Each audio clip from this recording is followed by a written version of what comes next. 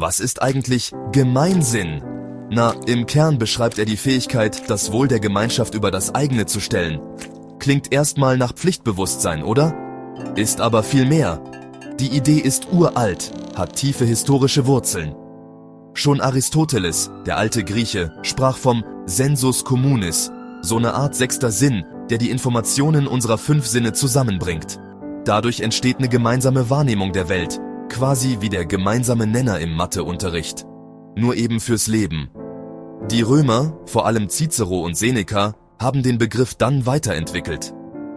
Für die war Gemeinsinn untrennbar mit der Bürgerpflicht verbunden, wie beim alten Fritz, nur eben in Rom. Ein guter Bürger handelt nicht nur für sich, sondern fürs große Ganze, fürs Gemeinwohl. Diese Vorstellung hat das politische Denken über Jahrhunderte geprägt. Gemeinsinn war die Grundlage für ein funktionierendes Gemeinwesen, wie das Fundament beim Brandenburger Tor. Im Mittelalter wurde der Gemeinsinn oft mit religiösen Werten verknüpft. Nächstenliebe, wie sie im Christentum gepredigt wird, betonte die Bedeutung von Fürsorge und Solidarität. Diese Werte haben die Gesellschaft zusammengehalten, wie der Kitt zwischen den Backsteinen der Berliner Mauer, nur eben im positiven Sinn. Gemeinsinn war also nicht nur eine philosophische Idee, sondern gelebte Praxis. Die Aufklärung brachte dann eine neue Perspektive. Denker wie Immanuel Kant, unser Königsberger Philosoph, betonten die Vernunft und das gemeinsame Verständnis.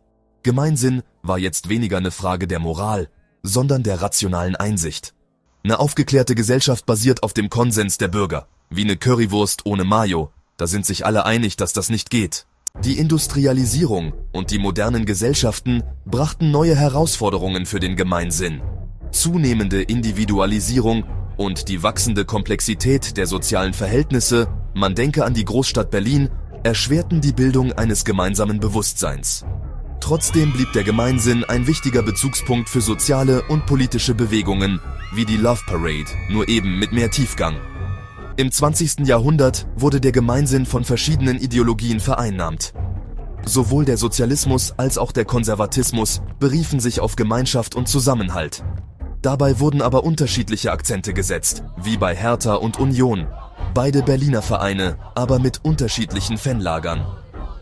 Während der Sozialismus die Solidarität der Arbeiterklasse betonte, fokussierte der Konservatismus auf traditionelle Werte. Globalisierung und Digitalisierung haben den Gemeinsinn erneut verändert. Die Vernetzung der Welt schafft einerseits neue Möglichkeiten für Austausch und Zusammenarbeit, man denke an soziale Medien. Andererseits führt sie zu einer Fragmentierung der Gesellschaft und stärkeren Unterschieden, wie beim Berliner Nahverkehr, mal fährt alles super, mal steht alles still. Der Gemeinsinn muss sich in dieser neuen Welt neu definieren, wie der Fernsehturm, der immer wieder modernisiert wird. Die Frage nach dem Gemeinsinn ist heute aktueller denn je. In einer Zeit zunehmender Polarisierung und gesellschaftlicher Spaltungen, man denke an die Diskussionen um die Mieten in Berlin, ist die Fähigkeit zum Dialog und Kompromiss wichtiger denn je. Der Gemeinsinn kann Brücken zwischen verschiedenen Gruppen bauen und ein gemeinsames Verständnis fördern, wie die Oberbaumbrücke, die Friedrichshain und Kreuzberg verbindet. Die Leugnung des Klimawandels ist ein Beispiel für die Erosion des Gemeinsinns. Wissenschaftliche Erkenntnisse werden ignoriert, weil sie den eigenen Interessen widersprechen, wie wenn man beim Bäcker behauptet, die Schrippen wären vom Vortag, obwohl man's genau weiß. Die Folgen des Klimawandels betreffen aber alle. Hier zeigt sich ein Konflikt zwischen Egoismus und globaler Verantwortung. Wie beim letzten Badeseebesuch, alle wollen den besten Platz. Auch die Covid-19-Pandemie hat die Grenzen des Gemeinsinns aufgezeigt. Maßnahmen wie Maskenpflicht und Lockdowns wurden von einigen als Eingriff in die persönliche Freiheit empfunden, wie die Sperrstunde in der Lieblingskneipe. Dabei ging es aber um den Schutz aller, besonders der vulnerablen Gruppen.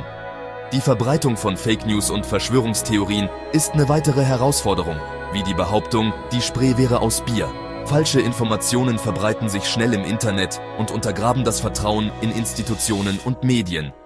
Eine aufgeklärte Gesellschaft braucht einen kritischen Umgang mit Informationen, wie beim Lesen der BZ. Da muss man zwischen den Zeilen lesen. Die zunehmende soziale Ungleichheit gefährdet ebenfalls den Gemeinsinn. Wenn die Kluft zwischen Arm und Reich wächst, schwindet das Gefühl der Zusammengehörigkeit, wie bei den Preisen in Prenzlauer Berg, da fühlen sich manche schnell abgehängt. Eine gerechte Gesellschaft ist die Grundlage für starken Gemeinsinn, wie eine ordentliche Portion Döner, da ist für jeden was dabei. Abschnitt 4. Gemeinsinn als Bollwerk gegen Populismus. Populistische Bewegungen nutzen die Ängste und Unsicherheiten der Menschen aus, wie der fliegende Händler, der überteuerte Souvenirs verkauft. Sie bieten einfache Lösungen für komplexe Probleme und schüren Ressentiments gegen Minderheiten und Eliten, wie beim Meckern über die Touristen in Berlin. Der Gemeinsinn kann diesen Strategien entgegenwirken, wie eine gute Currywurst gegen den Kater. Populisten versuchen, die Gesellschaft zu spalten, wie die Berliner Mauer die Stadt einst teilte. Der Gemeinsinn betont Inklusion und Toleranz, wie der Karneval der Kulturen, da ist jeder willkommen. Eine starke Demokratie braucht Respekt vor verschiedenen Meinungen und Lebensweisen, wie beim Straßenfußball, da spielen alle zusammen, egal woher sie kommen. Die Assmanns, bekannte Kulturwissenschaftler, betonen die Bedeutung des Gemeinsinns für eine stabile Demokratie. Sie warnen vor den Gefahren des Populismus, der das Vertrauen in demokratische Institutionen untergräbt, wie der Holzwurm im Dachstuhl. Ein starker Gemeinsinn ist ein Schutzschild, wie der Berliner Bär, stark und wehrhaft. Der Gemeinsinn kann die politische Beteiligung stärken. Wenn Menschen das Gefühl haben, dass ihre Stimme zählt und sie gemeinsam was bewegen können, engagieren sie sich eher für die Demokratie. Wie beim Bürgerentscheid, da kann jeder mitbestimmen. Abschnitt 5.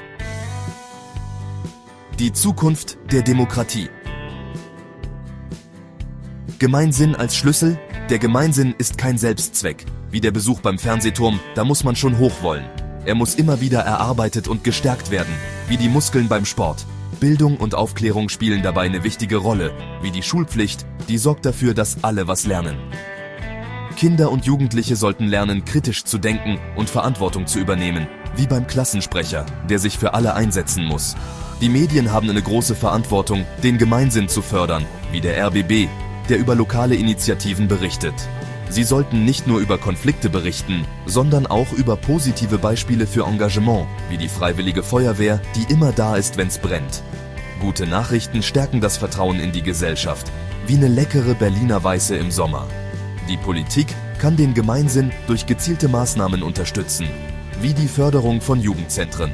Die Stärkung des sozialen Zusammenhalts und die Bekämpfung von Ungleichheit sind wichtige Schritte, wie der Ausbau des öffentlichen Nahverkehrs, damit alle mobil sind. Eine starke Demokratie braucht eine aktive Zivilgesellschaft, wie Berlin seine Kiez-Initiativen.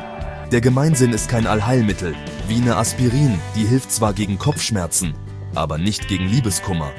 Aber er ist ein wichtiger Baustein für eine starke und resiliente Demokratie, wie die Steine, aus denen das Reichstagsgebäude gebaut ist.